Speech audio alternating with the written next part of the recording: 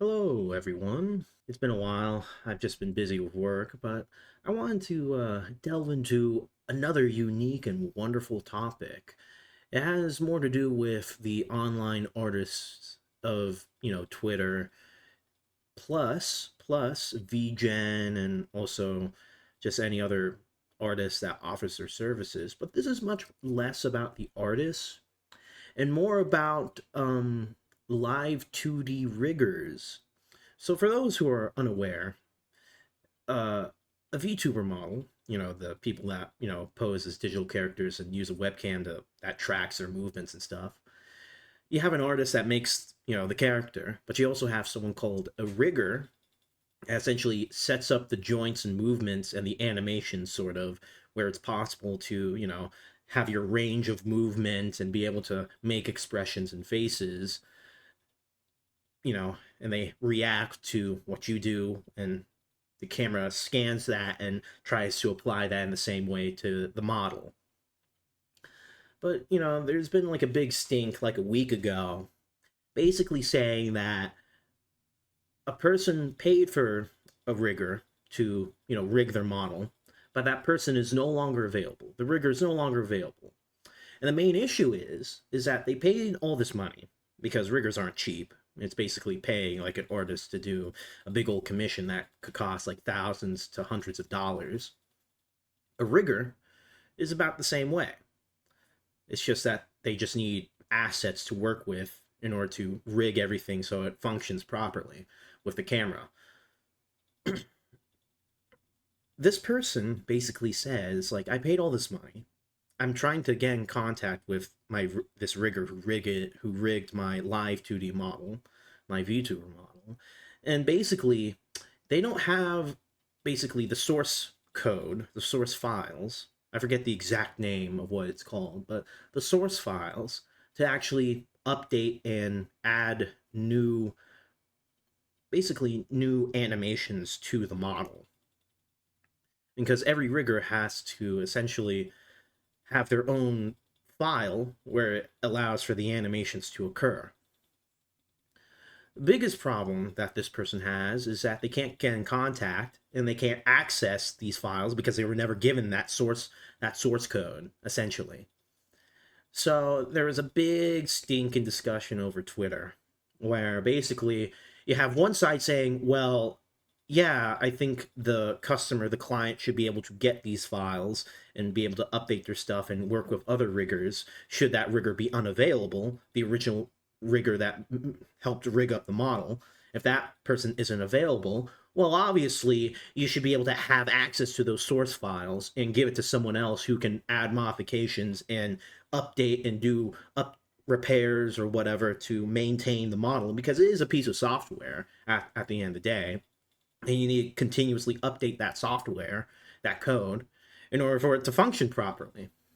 But there are plenty of people who said otherwise, basically saying that no, the client, the customer, is not privileged to the source code, and they're not allowed to, modify it in any way other than through the original rigger.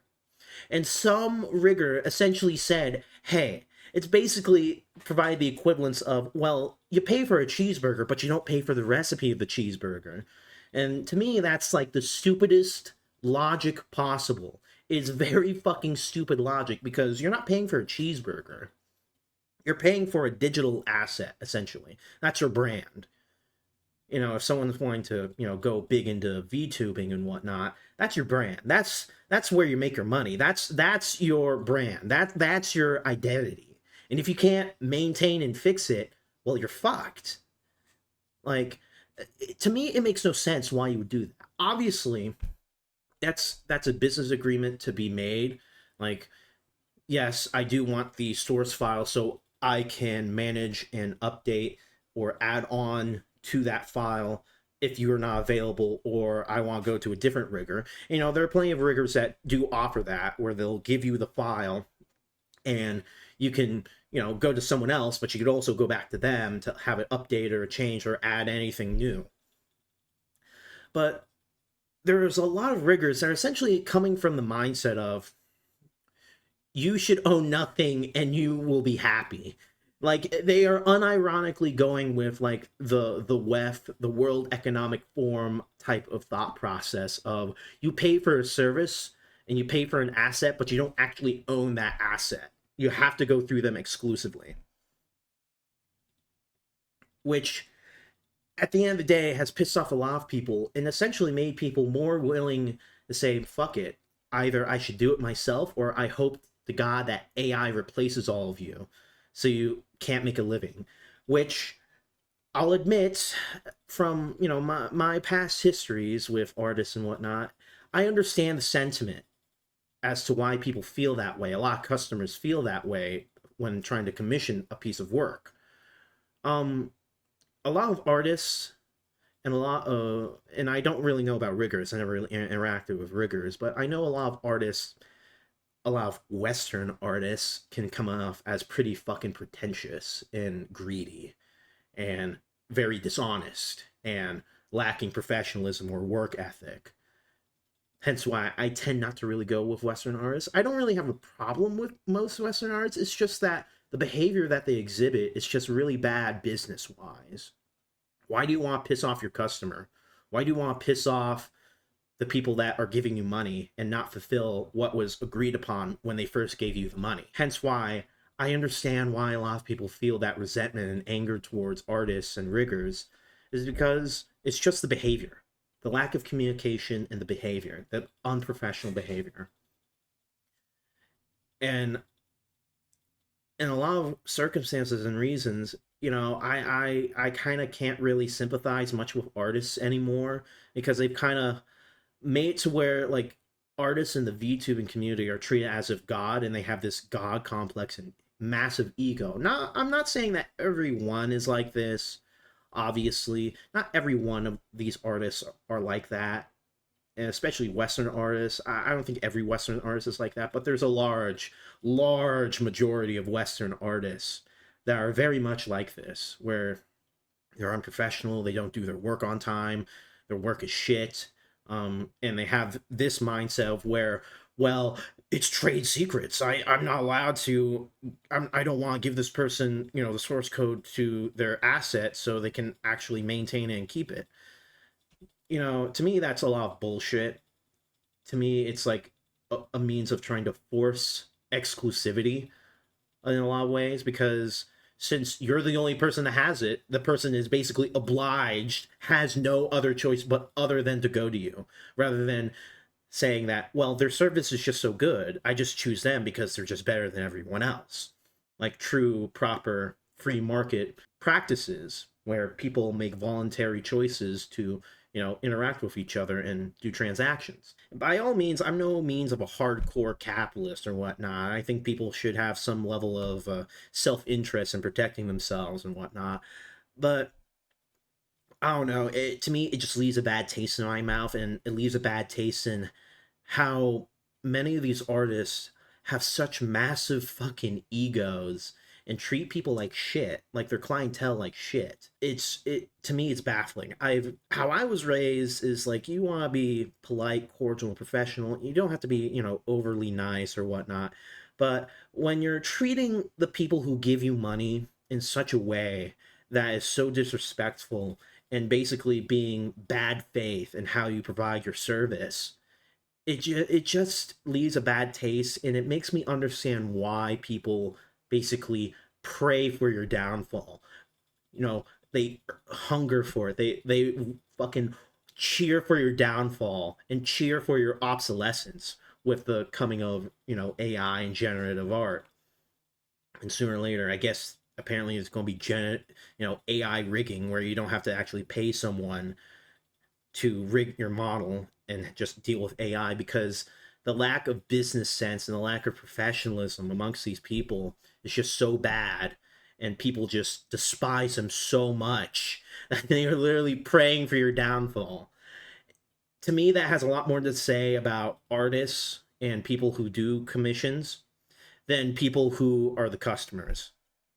Like at the end of the day, you're always going to have irate customers and clients that are pieces of shit, but if you have such a large vocal community, even if it's a minority of saying this, to me, it says more about the artist community, about doing these commissions and whatnot, than it is anything to do with clientele. Anything to do with clientele.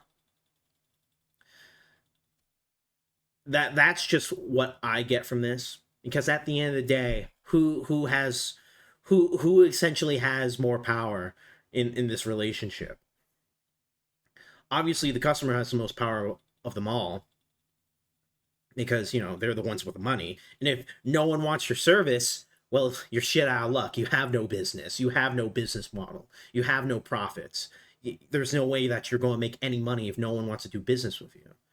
But if it's such a prolific and common thing that every fucking person on the World Wide Web, especially on Twitter, is bitching and bemoaning and saying, well, I don't like this artist, my experience with a rigger, my experience with an artist, like, to a certain degree and point, it's no longer the customer's fault. It's no longer just their fault. There's something structurally wrong with the artist community, to where it's like, why are we having these many stories, and why are people feeling this way, and why are people essentially praying for the downfall of your job and to have it replaced by AI? There's obviously something going on, even if it's a minority. This shouldn't be possible if there's, a good community. People are honest and transparent, and their prices are fair. The services are done in good faith and properly done. Like, you shouldn't be getting this level of vitriol from a community of people. It just shouldn't happen.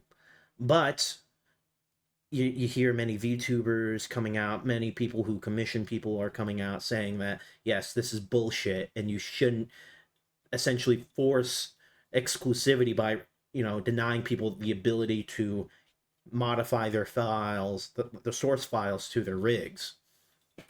And at the end of the day, it comes down to just, business sense.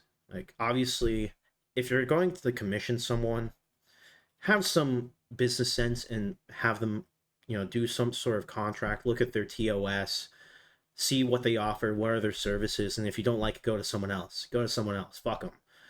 Literally. And art, there's such a dime a dozen artists, and many of them are mostly unprofessional retards. Sorry, artists, but a lot of you are pretty unprofessional, just from what I see. Obviously, the best ones get the best money because they're professional, they do good work, and, obviously, I would assume a lot of them do their work on fucking time. That's like the biggest thing for me, is like, can you at least get the work done on the deadline, on time? But, not a lot of artists can do that, especially Western artists. Western artists are some of the worst fucking people to get shit done on time. And their egos are so massive. And basically saying, it's like, oh, we're the bedrock of the VTuber community. It's like, fuck no. No. No, you aren't. Look, you make the assets. You do a lot of the, labor when it comes to the assets, to the models, to all of that. But none of that matters if you don't have the personalities. You don't have the talent. Like, none of that fucking matters if, the next day all of the VTuber talents just disappear. Well, are the artists going to lift up the entertainment side of it? No, no. So I think it's a bit presumptuous for artists to say that they're the bedrock of the VTuber community, because I think that they play an important role, but I don't think they're the fucking bedrock. At the end of the day, if there's no talent to, to live inside the model, you got no talent that, streams and does whatnot, or does whatever, well, you have no VTuber. You have no talent. All you have is just a model that looks pretty and can move around. But if you have no voice attached to the model, then it's fucking worthless. So I think they just need to curb their fucking ego for a sec and say, look, you have an important role to play, but let's be more fair and honest and transparent with how we do business, with how we treat our clientele. And obviously, I'm just a guy on the internet yapping about it and just saying like this is bullshit, and why should people who pay money not have the right to own or modify, you know, that digital asset that they paid for. That's basically saying like a company contracted a coder and the coder just refuses to give the source code. It's like, no, no, no, no. That's not allowed. Any coder knows that if you do a contract and saying like, yeah, no, I'm not giving you the source code, it's like, yeah, that's stupid because you need the source code. But that's just me. Those are my thoughts. But I don't know. What do you guys think? Do you think that you should own the thing that you pay for? That's the biggest question. Do you think that you should own the thing that you pay thousands of dollars thousands and thousands of dollars for? You know, do you think that you should own? Anyways, thank you for listening and goodbye.